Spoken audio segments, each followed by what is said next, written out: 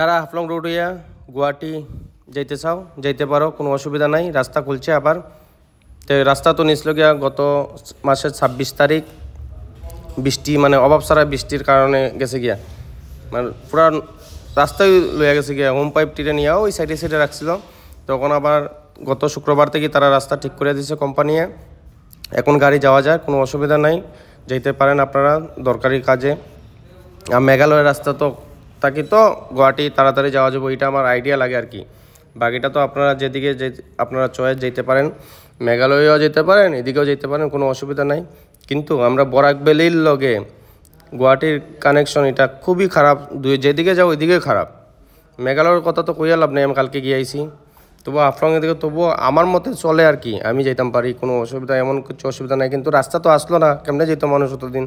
তো ওই কারণে এখন তো রাস্তা খুলিয়া দিছে, আবার শুক্রবার থেকেই তারা কোম্পানির রাস্তা বানিয়ে দিছে আরেকটা সাইডের দিকে। ওইটা মুখটা চেঞ্জ করে আরেকটা সাইডের দিকে বানিয়ে দিছে। তো ওই কারণে গাড়িগুলো চলে আবার। আর ছোটো গাড়ি তো যেতে পারবো, অটো চলে মানে ছোটো গাড়িও চলবো, কোনো অসুবিধা নাই।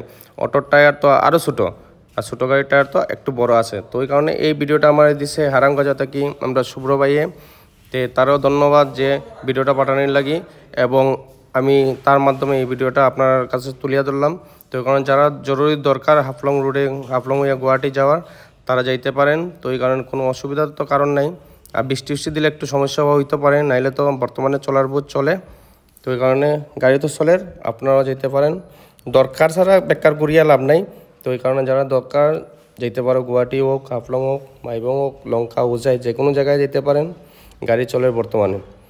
তো এই কারণে 5 দিনের ভিতরে এইরকম রাস্তার কন্ডিশন এরকম করিয়া দিছে। এই কারণে কোম্পানিরও অসংখ্য ধন্যবাদ যে চলার বুঝ করেছে। ধন্যবাদ সবাই রে।